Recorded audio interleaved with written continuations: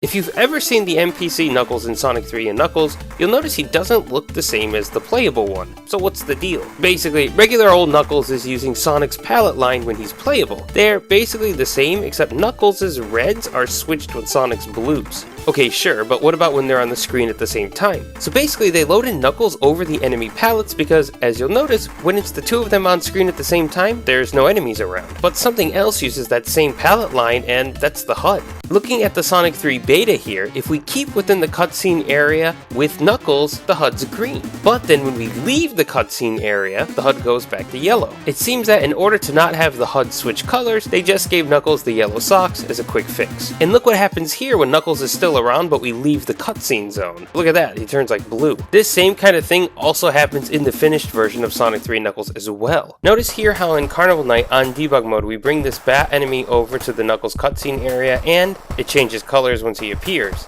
But when Knuckles leaves the area, he looks like this, just as he was in the beta. But why is he pink?